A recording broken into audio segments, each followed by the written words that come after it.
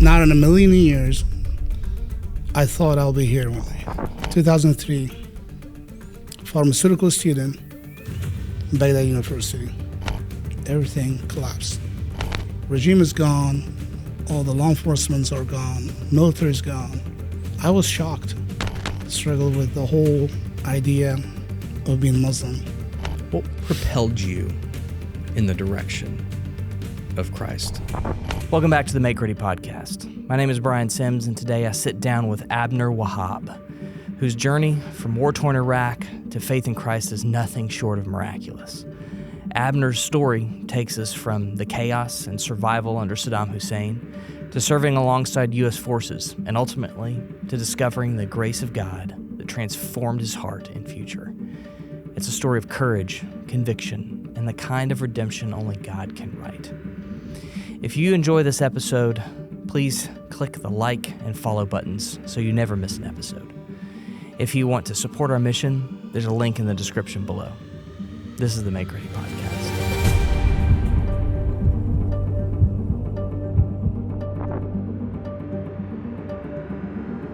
Abner Wahhab.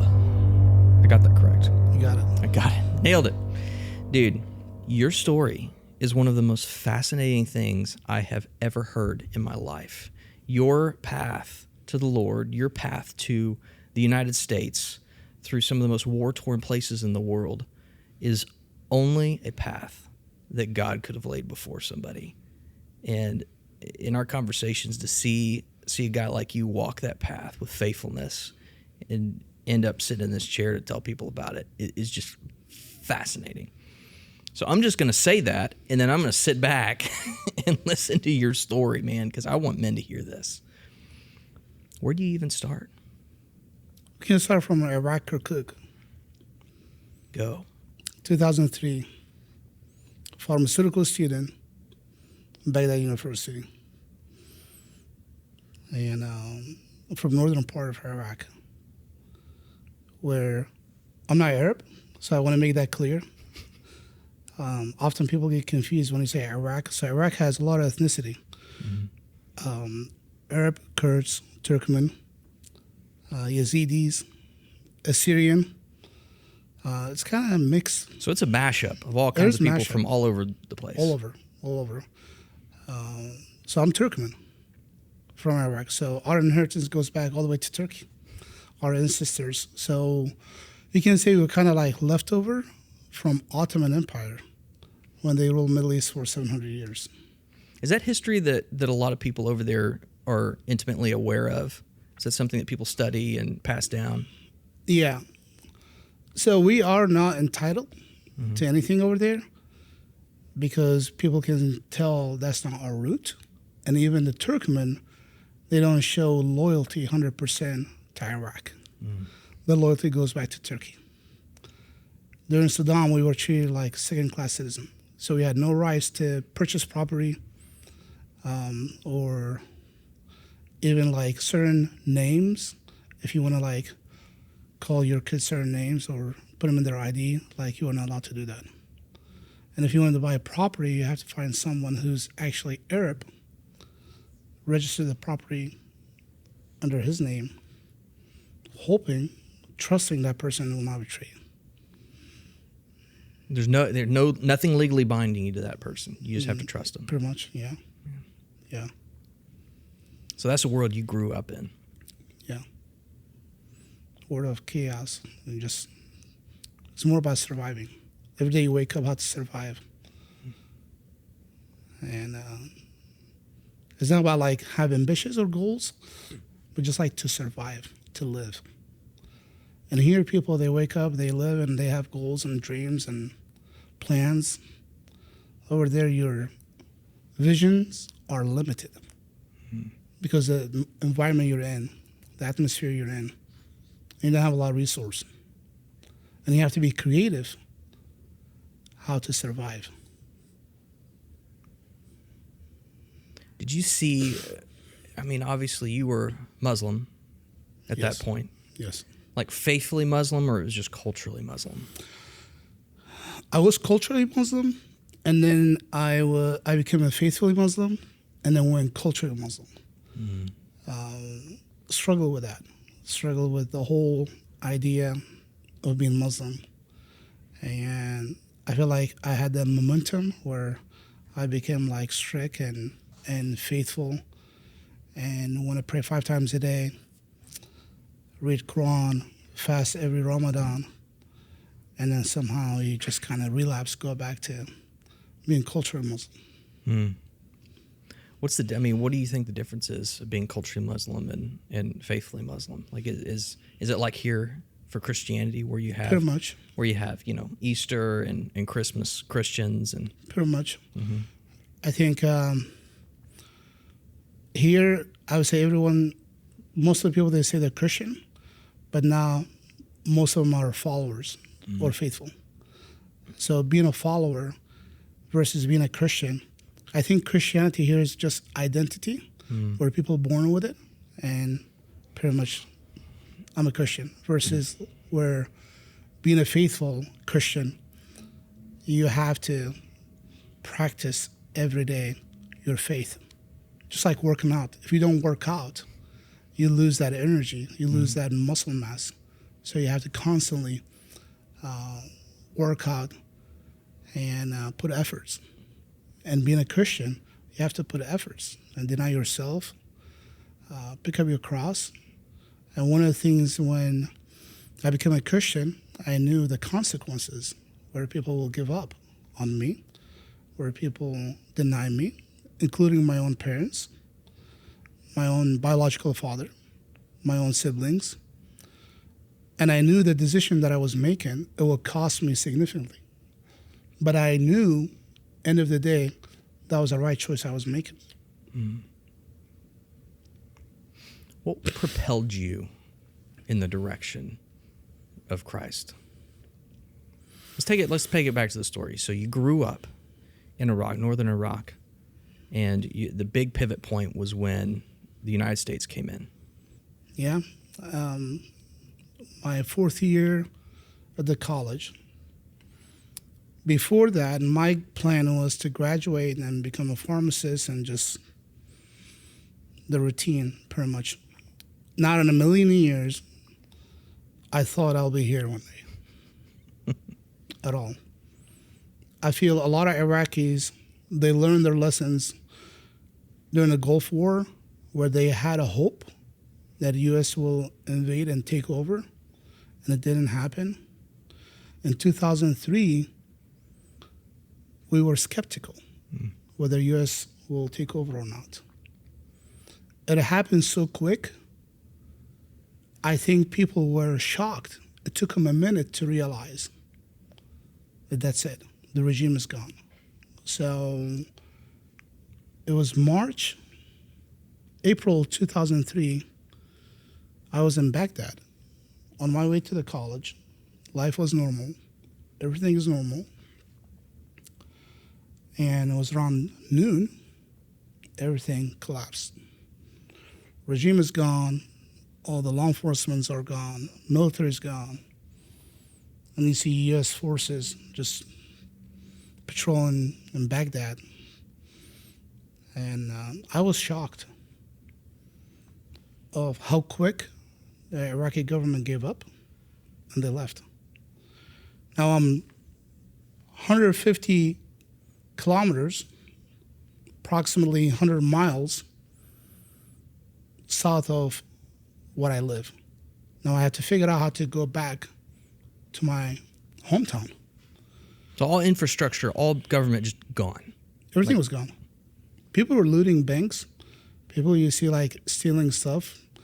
Saddam's palace. I'm sure if you can Google, you'll see some footage. It was a mess. It was a mess. Unbelievable. It repeated some of the history from 1991. I remember at the time I was 9 years old, just watching people looting stuff. And just same thing.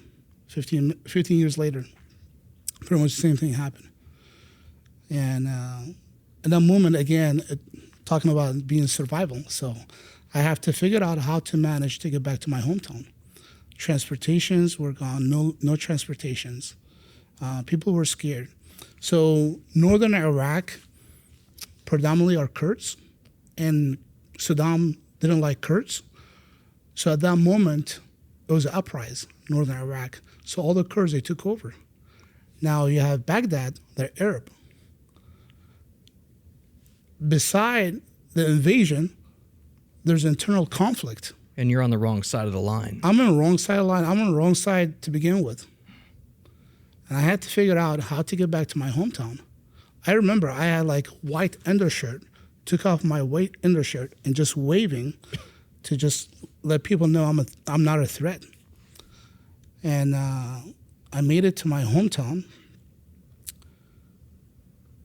And then I find out that my dad, he went to look for me. And it took him a day to get back. It was a mess. After 72 hours, I had a good friend of mine in our hometown. He lived nearby Saddam's cousin's palace in northern Iraq. I went to say hi to him, to check on him. He wasn't at home, and his mom told me that he's helping Americans to work for Americans, do something. And I literally walked up to him, and so of course Americans took over all the regime's headquarters, palaces, government offices. They moved in. They moved in. They took over, 100%. But they needed help, support from the locals to show them around, to get the stuff done around the building, fix things. Who's who? Who's who? Yeah. And I walked up to him, and I'm like, hey, what are you doing? And he was filling sandbags for Americans. He was like, well, Americans hired us to fill sandbags. Do you want to? I'm like, oh. He was like, do you want to help? I'm like, sure. How much are you guys getting paid? He said, $5. So imagine we didn't get paid during the invasion for a couple of months, and people were starving. No money, no food, no water. All the infrastructures, got blown up. No electricity. So right now, it's just $5. Like, I never touched U.S. dollar before. That was my first time. This is in American dollars. American dollars, $5 per day. So, not per hour, per day. I said, sure. Started filling sandbags. It was around lunchtime. We took a break. Remember, one of the soldiers walked up to us. He said, with a translator, he was like, $10 good money for you guys to make? They hired a guy from the neighborhood to collect the workers, and they told the guy he's supposed to pay us $10 and $20 for him. But the guy was taking $5 from us and giving us $5. He was stealing from us. A little scheme going on. And I was the only one who spoke a little bit English at the time. I was able to catch the phrase $10 versus $5. I said, no, $5. And the guy showed up, the supervisor. He was like, don't talk to Americans. I'm like, they're asking us a question. Byron, if you don't know something about me, I'm very stubborn. So whatever's in my mind, I have to express it. And I'm like, 5, not 10. And then the whole conversation shifted about the $5. So they start investigating what's going on. At the end of the day, they find out we get in $5 instead of $10. They were not happy. They fired everyone. They're like, we don't trust you guys. They fired us all. Except they told me, if you want to come work for us every day here, we'll give you $10. Just show up, tell us about the area. I'm like, sure. And of course, can you imagine, like, all my colleagues got fired and I'm not You're the only one. And they kept me. I started showing up every day. I would say probably for a month, getting $10 every day, end of the day. And then I was officially hired as an interpreter by a unit. Because you spoke English. A little bit of English enough, but you spoke the local dialects, knew the difference. I had a dictionary in my pocket. I made a couple of mistakes. I was trying to familiarize myself with the colors, Like, I remember one day they said, there was like a gray color, like, we think they're insurgents, bad guys. I'm like, they were telling me in Arabic, and I'm trying to translate the color gray in my head. I couldn't. And I was struggling to find the gray in the dictionary. And he was like, what are you saying? He said, there's a yellow car. It went that way. And, it was funny. But a little bit of English at the time. I mean, they were desperate. Like, finding someone who speaks a little bit of English better than no English. And they hired me, and I went to one of the most dangerous area at the region. The area specifically were known for their loyalty to the regime, to Saddam, and absolutely they hate Americans. And anyone who worked with Americans become a target. They will track you down, you become a target. So I couldn't leave the base and pretty much like live there and go on a patrol with Americans and live with them and work on my English, get myself familiar with the culture. But the whole time, it wasn't ever in my mind, ever, to come to U.S. And while I was working with Americans, I was able to finish my college, got graduated, but never practiced pharmaceutical things. Never worked as a pharmacist. And it's funny now, if you ask me any questions, I don't remember. Like, my brain had flipped from being this nerd student to a wild guy, going with the soldiers, kicking doors and taking the spots, make sure you don't get shot and all that. Did you notice that change? Like, that your life was headed this direction, and you noticed, like, okay, now it's going this direction? People who knew me, they noticed the change. It's really hard to identify the change within us. And often we need people to tell us the truth. And they're like, why are you acting different? You're acting like Americans. I'm like, I'm not American. I'm American. What are you talking about? Like, you acting weird. Like, why are you acting like that? And I, at that time, as I was working with Americans, I feel like, as you mentioned, like, did I notice the change? I just didn't realize that I don't belong back to that community for some reason, which I knew, like, I would not fit in with my old community anymore based on what I've seen. Now I see the light when I see different things, how people think, communication, all that stuff.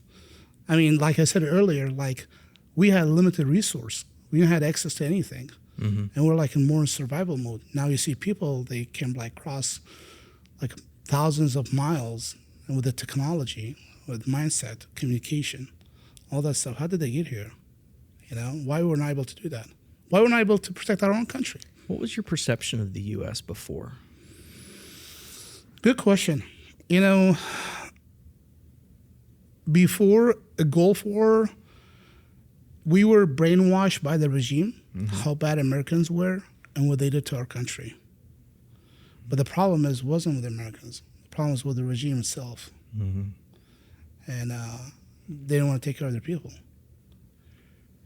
My perception of Americans, I was more supportive of Americans after the invasion, because the regime, the government, should protect its people. They did nothing. They ran away. And I was in a place where I see the different side of Americans. Now you interacting with them directly. They don't encourage oppressing. They support justice, going back to $5 versus $10. They could have just avoided the whole topic. They could not, like, okay, we don't care. We're getting people, the job done. That's it. But they don't like that. So you saw something fundamentally different. Oh, 100%. 100%. What was your perception of Christians at that point? I like how Todd shared in his sermon on Sunday about white flag. And white flag, it means like, I don't want to associate with anything, just leave me alone. And I was like, white flag. I don't want to, like, just leave me alone. You do your things, I do my things. My perceptions of Christian was based on my understanding how I grew up. I was always told by my Christian friends that we share same God. And when he said white flag, immediately, triggered in my mind what I used to hear from my Christian friends back in Iraq. So they didn't want to get they didn't want to get in trouble, and they don't want, they just always avoid violence. And Christians in Iraq are known for people of peace, because they don't proclaim their faith, unlike here or unlike any other places. So we always thought we have same God. Only the difference is, the Christians, they don't believe in Muhammad as a prophet, and we don't believe in Jesus as a son of God. Because there's a chapter in Quran basically clearly says that God has no partner, has no son, and pretty much him alone. So when we hear Jesus, son of God, that's where your brain confused, okay, hold on, wait a minute. We know the version of Mary. Mary, she was a virgin, but she got pregnant by Holy Spirit, not by God. So now when you're saying he's son of God, now the God, the perception, the image of God that we have as a Muslim tells us that he has sex with Mary. So it was just very confused. People don't explain in depth the understanding how Jesus, son of God, through Holy Spirit. And I feel that's where people get disconnected. I've heard that before from a Muslim, actually. He's like, look, we're really the only monotheistic religion. We believe in one God. You believe in three. Yeah. Because they don't understand the Trinity. They don't. And what we mean by that. They don't. But also in Islam, they respect all religions. To answer your question, the perception of Christianity, I had basic knowledge of Christianity because I was not allowed to ask deeper question on my own religion. So how would you expect me to understand more about different religion? Just like hitting the dead wall. That's it. You're not getting further answers, and people, they just either they get shut down or they become cultural Muslim because there's no clarity. And when you get shut down, what happens? You become extremists. You only believe things that you want to hear and things you're told, and you become brainwashed. No, this is right, this is wrong. Show me. I need evidence. No evidence. So what happened next? I continued working on the same base for approximately 5 years. And that was way before I got blown up. I had a gentleman who was part of the unit. Later on, I found out he was on a mission trip, but kind of also a soldier. And he asked me a question because he saw me praying. Again, going back to being, a little bit Muslim. He saw me praying, and he asked me a question, help me to understand about your faith, about your religion. And again, I was only able to explain a little bit of my faith. And I told him, you tell me about your faith, just out of curiosity. So he started telling me about his faith, told me about John 3:16. And just keep telling me.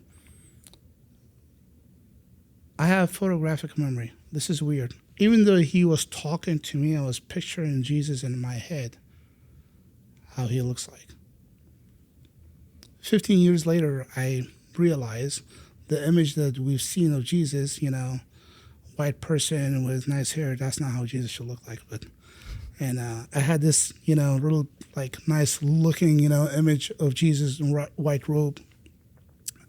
The same time I was processing that in my head, I was struggling with the idea because I want to find the truth of what he's telling me. Either he's wrong or I'm wrong. And if he's wrong, I want to prove him wrong. If I'm wrong, I want to understand why I've been wrong the whole time. And I had a vision. Someone reaching out to me, believe it or not, in a robe. I couldn't see his face. It gives me goosebumps when I talk about it. Like reaching out to me. And I told him a few days later, I said, hey, I had a dream. This is what I saw in my dream. He was like, oh, that's Jesus reaching out to you. I'm like, yeah, whatever. I just didn't believe it. And fast forward, I had the opportunity to come to U.S. Went to the wrong airport. Don't ask me how. My plan, it was to go to L.A. to become an actor. Now, I'm like, I can be a great actor. I know people in L.A. I missed my flight in Chicago. And they had no flight that night to L.A. And I diverted my flight from Chicago to Kansas. And I went to the wrong airport. And it took approximately 9 hours for my friend to come pick me up. And from having planned to work at LA, I ended up working in a hot dog factory in Junction City, Kansas. And a few months later, I had the opportunity to deploy. So they called you back. They did. I actually went to recruiter to enlist and took the FSAP, took all the tests, everything. And then there was a particular MOS. I asked them about it, 09 Lima. 09 Lima is a culture advisor, but you go deploy as an enlisted. An MOS. What's an MOS? The military occupational specialty. Okay.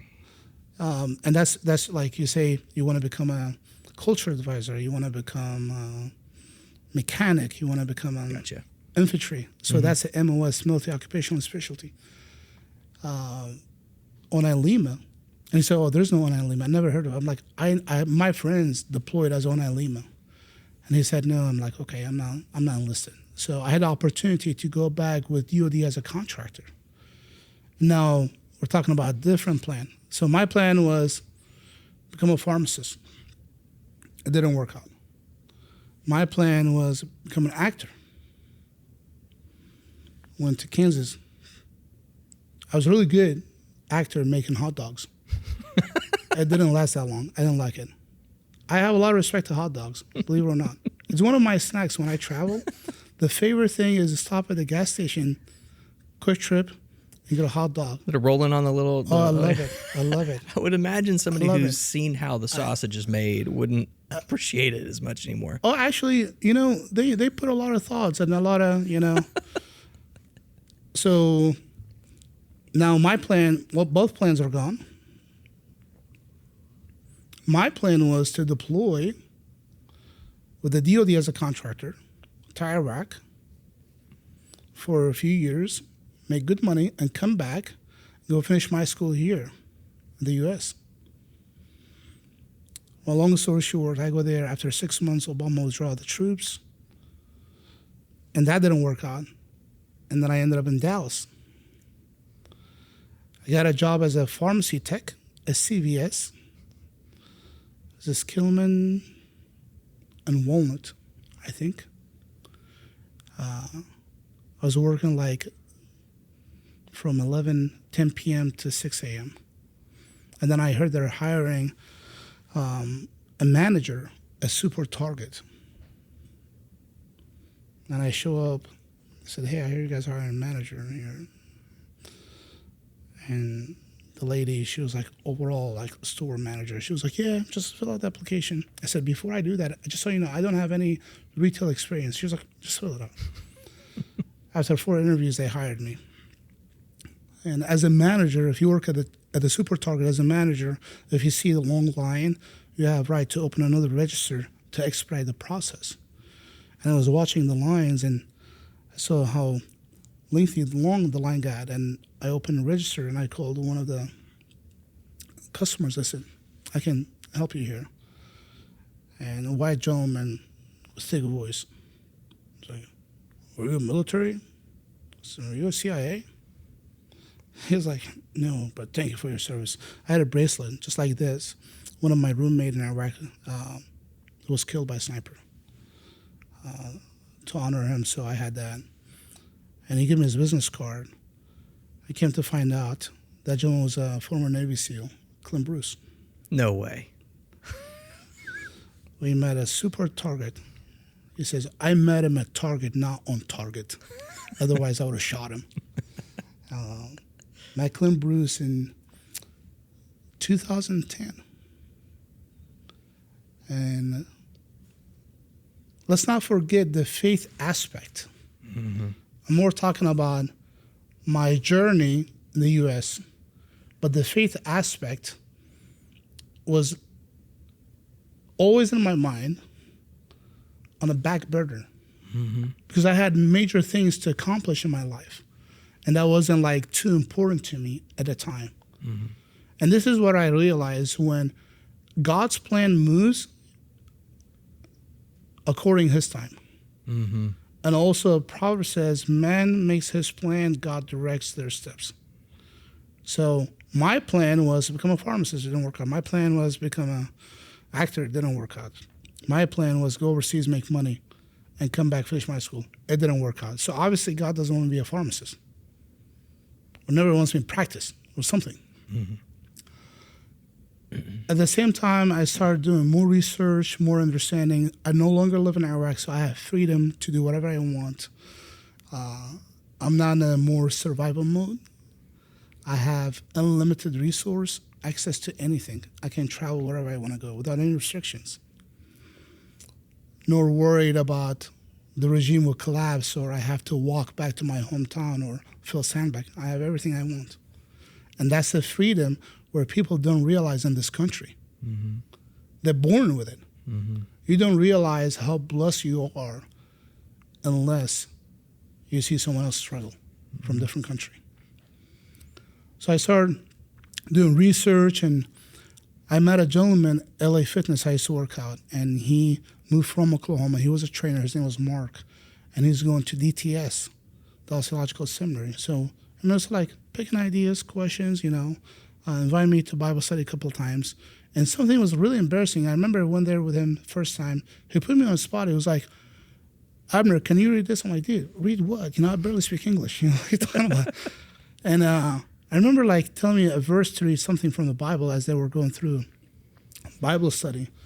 But it didn't, click in my head. I'm just so new to this idea, just like doing something I know will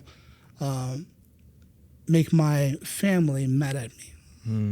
And the fear of rejection. I don't want to be rejected, even though I'm thousands of miles away. Because you knew the culture of consequence, that if you went down the path of Christianity, of course, yeah. You knew what would happen. Yeah, 100%. 100%. Again, talking about brainwashed, So the ideology, how are you going to change someone's idea? That's ideology. Mm-hmm. It's impossible. Not just that, but also if you change the ideology is now you cut off from everything. Well, I don't want to lose my family. I don't want to lose my siblings. I don't want to lose my parents. I don't want to lose my friends. And I don't want to shame them because that's what it would be initially. Mm-hmm. So the fear of rejection was always there. And I continued doing that until I met my ex. And she invited me to Watermark to Porch one day. And then I said, okay, I liked it. It was good. They had this pastor named called Afshin. Afshin, he was sharing his testimony on that day. Afshin from Iran, Shiite background. I'm from Iraq, Sunni. So in Muslim, you have two major sects. You have Shiite and Sunni. Contradicts each other, just like Christianity and Catholicism. Goes back to the succession of Muhammad, right? Yeah. Yes. Who takes over. Mm-hmm. Shia in Arabic, it means separated. Sunni means straight. So those are actually follow Muhammad's order, they're Sunni. those are actually separated from the order, the Shia. And they treat him like a stepchild. So Sunni, they had a lot of power, and they oppressed Shia at the time. Since then, for 1,400 years, they hate each other. Mm-hmm. So he was sharing his testimony on the stage, and he was trying to add some, make it a little, funny. People were laughing. I was so frustrated. I was not just frustrated. I was angry. I was mad. Literally, I'm like, she brought me here to be humiliated. This is ridiculous. He leaves. I'm walking towards the stage, not to deliver a message, but deliver a punch to his face. And he was not there. And I met with JP. JP hosted him at the time. And he was like, well, tell me. So, explain. I'm like, you don't get it. I'm like, he's Shia, I'm Sunni. He was like, so, I'm like, whatever. However, so I'm dating her, so I have to be a diplomat. And she invites me again on Sunday to the same church. I'm like, what am I doing? I go there. It was taught. I'm like, okay, I like him. He knows what he's talking about. At least he's not talking about Muslim. And at the end of the service, everybody leaves. I'm looking down to the stage. At the same time, when I met Clint, I was like in contact with him, meeting with him, opportunity to work with him. I told her about Clint. I said, hey, do you remember I told you about the guy I met at Target? She's like, yeah. I'm like, that's him over there. And he sees me. He was like, hey, Abner. I'm like, oh, Clint. He's like, what are you doing here? I'm like, I'm with her, It's like, great. So he introduced me to Todd, and then it goes from there. Shortly after that, I get hired by Clint, working for TRG. It was a blessing. I love it. Great team. I spent 3 years with them, helping a lot of stuff. While I was there, perfect area to practice my thoughts, implement, and ask a lot of questions. D. Elliott, he was his co-partner or co-founder of Trident. So D and Clint, they both go to Watermark. I wake up in the morning, I have an idea about a question about Islam or Christianity I want to do. I'm like, D, can you help me with this? D, can you help me with this? On Good Friday, 2011, I was supposed to go train with Dallas SWAT. And D calls me. He's like, hey, I'm going to meet a friend of mine, former Muslim from Iraq. He's in the U.S. He's been here since 80s. And he's a mission pastor. He's in town. Let's meet at Watermark for a coffee on Good Friday. I said, okay.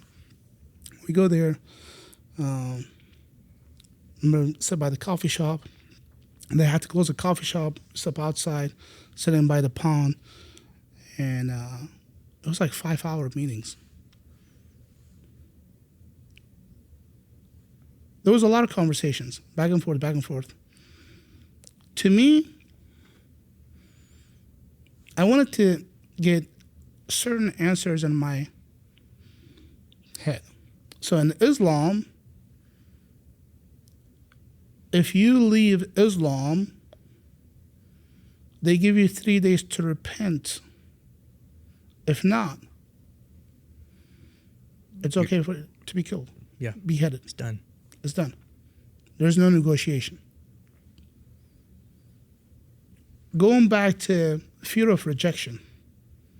I'm like, okay, I want to do these steps, Have you ever went to Six Flags, trying to ride a roller coaster or something? You're like, yeah, let's do this, and you're online. I'm like, why did I do this?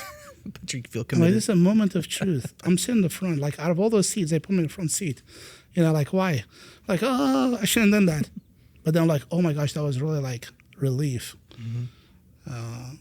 So I needed something. I need more like concrete answer. Like, okay, you want me to trust the faith you're following? Like, what if? And I finally remember I said, okay, I believe everything you're saying. I hear you. I agree with you. I'm not here to disagree or debate. I agree with you. But let me ask you this. I want to do a free trial of Christianity. I want to become Christian. If I don't like it, I want to go back to be Muslim.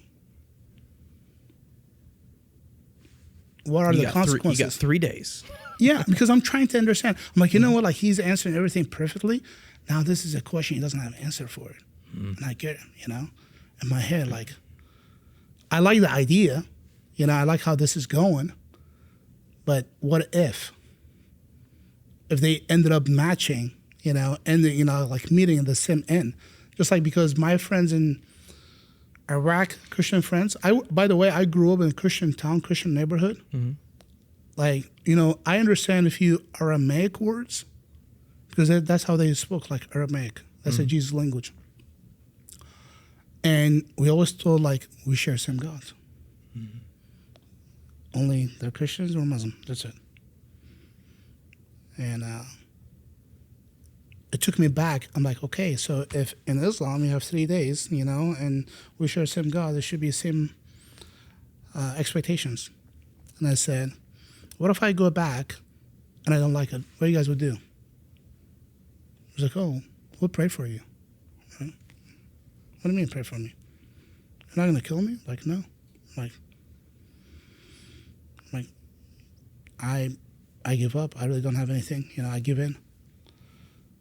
And we prayed and became a Christian at that moment, and I accept the Lord as my Savior.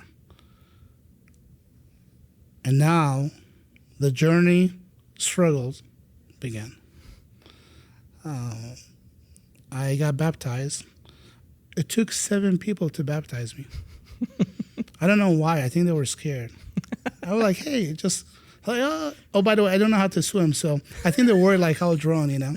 In a little pond, like, not too deep. And I became a believer.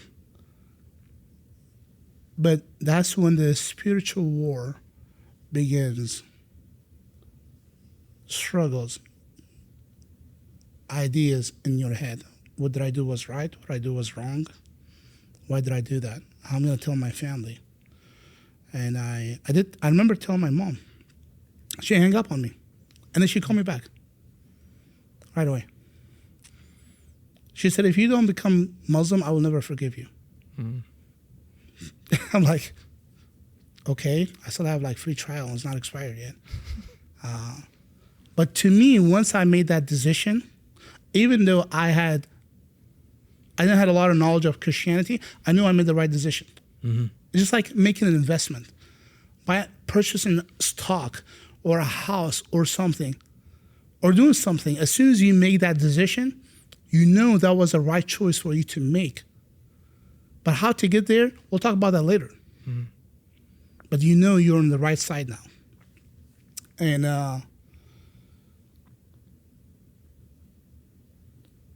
remember telling my dad, he said, you're not my son anymore. I don't know you. And that was a hard thing to hear, because I will accept you as my son if you do X, Y, Z. Mm-hmm. And when he said that, then I realized everything was conditional. It's just like dominoes, you know, everything fall after that. I haven't spoken to my siblings for 13 years. I haven't seen them for 13 years. I haven't talked to my dad since then. I tried. And I got to the point to just give up trying. And right after that, continuing working at Trident, I had opportunity to work a watermark, running their security. And I had also opportunity to do a residency program. Residency program truly helped me shape my brain, shape me who I am today, to expand my knowledge about my faith, deepen my faith. And it's not seminary, right? But it's similar. Similar. Yeah. Yeah. 12 months. Like you have to go through Bible. We read a lot of books understanding the Bible. And I remember Blake Holmes, he was leading that, and he said, hey, you're in the airplane, like when you fly an airplane like 50,000 feet above, what do you see in the city? Nothing. It's like, okay, maybe that's how you guys have understanding of the Bible. Now, when you land, when you drive in a neighborhood, you can identify whose house is that, I'm like, okay, I don't know where this is going, but it sounds good to me. And he truly, the way he said, it was truly like what we learned, 100%. And it was really great opportunity for me to read Old Testament and New Testament and just put it together, deepen my faith. While I was reading Old Testament, I often go to Blake. I said, Blake, I read this in Quran, but different story, different version of this. I'm like, this is so confusing. This is so crazy. I can't believe that. So when you read Quran and then Old Testament, there's a lot of similarity. And what is something that's Old Testament is missing? Grace. Mm. Grace. And then goes back to what? How many days you have to repent before? 3 days. So 0 grace. And what happens if you don't like the free trial of Christianity? We love you and we pray for you. And grace. So grace aspect was missing. That click, And honestly, like a lot of Muslims, they don't know the word of grace. And they don't feel it. They don't practice it. They don't experience it. It's very black and white. And here, when you say grace, I'm like, why should I give you grace? Like, why? Because he gave us grace. Mm. So I continue. I finished my residency program. Now, I'm like, okay, what should I do? And I remember we went to Branson, Missouri on a retreat. Our team, Blake, took us. And we were walking by the lake, I remember, somewhere. And Blake asked me, he was like, hey, what do you want to do? Like, I said, like, I don't know. Like, I work for FBI or government or something like that. And shortly after that, the ISIS thing happened. It was so crazy how the world, that part of the world went upside down. Started from Mosul, which is Nineveh, where God sent Jonah. Nineveh is not too far from my hometown. It's like 2 hours drive north. And I felt now I'm here, American, got married, I have kids, became a U.S. citizen. Now I need to pay back to this country. And I felt that sense to pay back for something that I got that I don't deserve, be a part of this country. And I had the opportunity to deploy overseas, use some of my skills. And I went to Jordan. My assignment, I was supposed to go to one of a certain country, and then they changed it to Jordan. A year prior to that, I read the Old Testament, everything about Jordan. This is God showing me his faithfulness in the midst of I can't see. I'm like, what am I doing in Jordan? Why am I even like going there? Never been to Jordan. After 1 month while I'm in Jordan, I'm standing in baptismal site that I read about a year ago. It's like everything. God's like, you trusted me, you went through a residency program, you accepted me, but you didn't know me. You haven't seen me. Now I'm showing you. Everything that you read was true. I feel that deployment and residency program shaped my future, my mindset. It gave me a different perspective about the world, about my faith, about my walk, about who I am. And that's something that's like priceless. I wouldn't change that to anything in the world. And from there, from Jordan, I wanted to be in a combat zone. And I asked to go to Iraq to start the campaign against ISIS. They came back to me, they said, well, you have XYZ skills. Would you mind to go to Syria? I said, what? Sure, of course. And sure enough, went to Syria. One thing when I went to Syria, I was just processing, just like thinking like, okay, I know Saul, he was in Syria, but which part? I was trying to figure that out. Because you can feel like something happened that part of the world. And like, why are people acting like that? It just took me back to 2003, the chaos, when they overthrew the regime and do an invasion and people lost, don't know what they're doing. And it's crazy when you come to this side of the world and when you interact with true believers, they're not lost. They have the source of joy. And then when you go to other part of the world where people don't know the Lord, like, what's going on here? Why they're upset? Why they're mad? Why they're sad? Mm-hmm. And then look what happened right now in Syria, Israel, Palestine.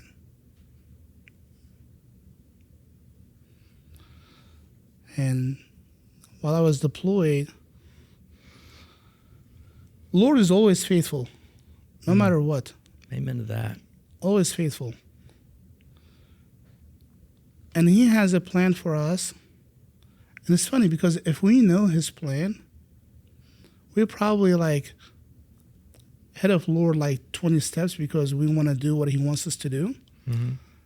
But he has planned for us. He never revealed his plan to us until we truly abide in him and follow his plan. Because he wants to see if we're faithful or not. Mm-hmm. Can you imagine if you would have told Abraham, hey, by the way, I'm just kidding with you, okay? You're not going to sacrifice your son. It's going to be a ram, okay? Just let's pretend I didn't tell you that. Mm-hmm. Can you imagine that? But he wants to see how faithful we are. Mm-hmm. And he puts that in a situation like, why? Like, well, I'll show you. If you're faithful, you're not going to ask why. You're going to be like Abraham. Take your son up to the altar and sacrifice him. We'll see what happens. While I was deployed, Lord's faithfulness constantly keeps showing up by allowing my leaders to be Christian. And I call that Bluetooth connection. When you have the Holy Spirit in you, automatically you recognize someone else has same faith, same spirit, because you both share the source of joy. It might take a day, 2 months to understand why that person is optimistic, kind, approachable, somehow. And I noticed that in a few people, and people who knows me very well, I'm very confrontational. I tell you as it is, I'm sorry, but at least I get off my chest. And I was able to confront some of my leaders. I'm like, hey, do you go to church? Are you Christian? Like, yeah. They don't get asked that question. And that's how we got connected. And then knowing that God's faithfulness put me with people that they trust him as well. Now that encouraged me more. I'm going to war with people who trust God. We're fighting the evil. Mm-hmm. And we had very amazing conversations often about why people lost here in this part of the world. We're asking like, what is your perspective?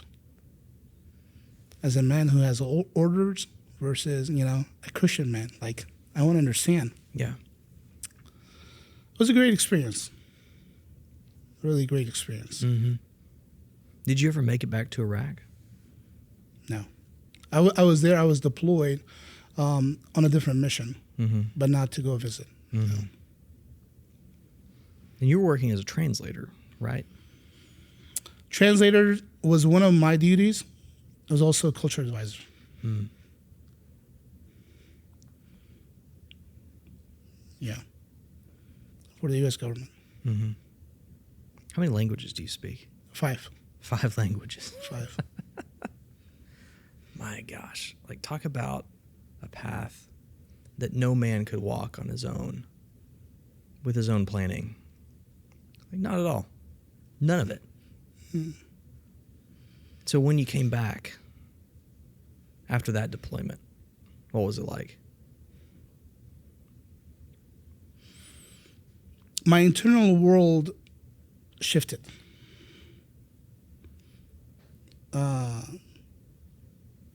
My ex and I got separated. And shortly after that, filed for divorce. Got divorced.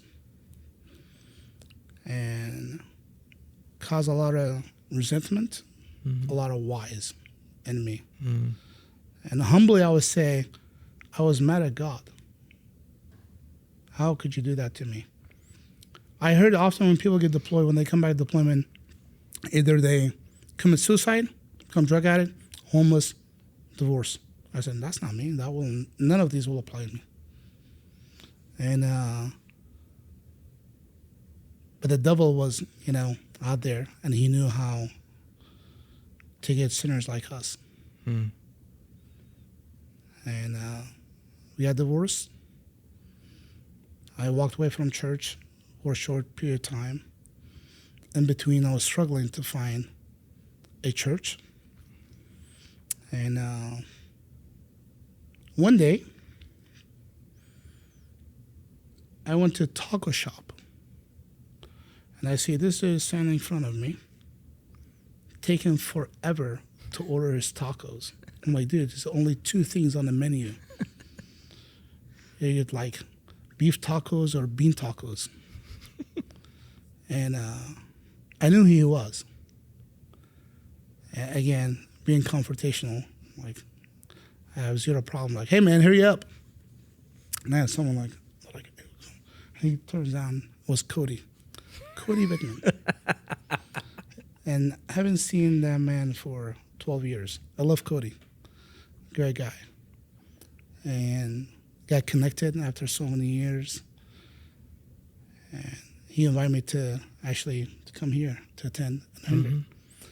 When y'all used to meet at a school, Skillman, somewhere. Somewhere down there, yeah. Yeah, and then people's We're going through house. homes, yeah. Yeah, I went to like a couple of homes. I'm like, this is like houses. I'm like, this is so weird. Like sitting in someone's kitchen, or living room. It was a great experience. Here's why. I went there. I'm OCD. By the way, if you come to my apartment, you better take off your shoes. Even my maintenance people, they know they're supposed to take off their shoes. Like they've been warned. Not been told, warned. You better take off your shoes. I remember going to Todd's house one Sunday and see like people with their shoes, food, a kid spilled coffee, water. I'm like, this is too much. That gives me anxiety. I walked away from that Sunday so encouraged and humbled. I said, that man, he used his house to glorify God. He's using all the resource he has to glorify God. And me, when it comes to my apartment, I'm so OCD. I'm like, I'm not serving God. I'm not being humble enough to use my resource to glorify God. Again, he shows us how faithful he is by bringing people to our life who's been faithful way before me. It's a great opportunity. And you mentioned this earlier, like this whole business idea, like you've been blessed by many men who discipled you. Like, hey, I want to bring their stories out. I want to share that. I want to encourage people. And just like me going and watching that, it just like humbles me. It truly does. It's amazing that, if we believe that, it's true. God's doing things right now that we're not aware of that are going to bless us in the future. They're going to encourage us in the future. In the conversations we have, the people we meet. Like it's just so humbling to know that. that we could be here, like with my background, growing up in the States, you with your background, growing up in Iraq. Like we have no business sitting in these two chairs having this conversation. No, absolutely not. Absolutely not. Different continent, different time zone, different background, different ancestors, different language. Nothing in common, Nothing. but everything in common that matters. Yeah. Yeah. You know, after I went to residency and had fair knowledge of Bible, a few things, a few books in the Bible, like I often run to it. Ephesians talks about God chose us before the creation of the world. So God knew way before that I would become a believer in his own timing. He knew way before. Even when I was struggling to make it from Baghdad to my hometown, he knew I would end up here in the U.S. He knew I'm going to deploy and meet those faithful leaders. He knew you and I will meet here. And he's keep writing our chapters. And it's not over yet. To do all this to glorify him.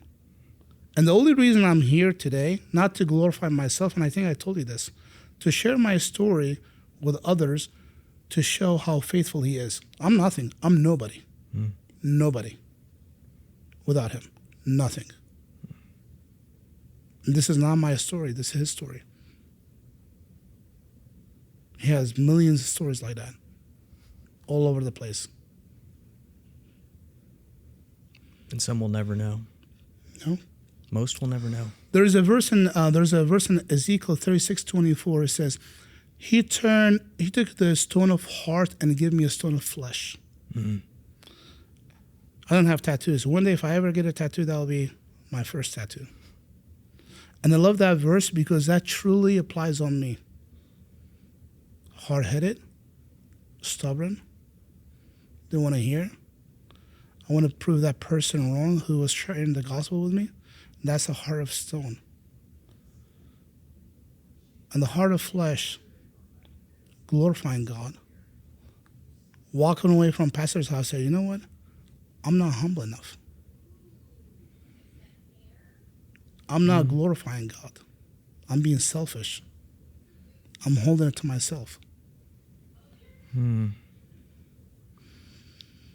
couldn't land the plane any better than that. My gosh. Well, next time you come back on, I want to hear about your workout routine because obviously you got a pretty good workout routine going. Yeah. For a long time, Clint Bruce told me, they take peanut butter. So I went to Walmart. I bought all peanut butter jars, taking peanut butter. I'm like, man, this is not helping me. He was like, really? Did you believe me when I said that? I'm like, yeah, you're my mentor. Abner, thank you so much for your faithfulness. Thank you so much for coming on. We'll talk again soon. Thank you. Thank you for having me.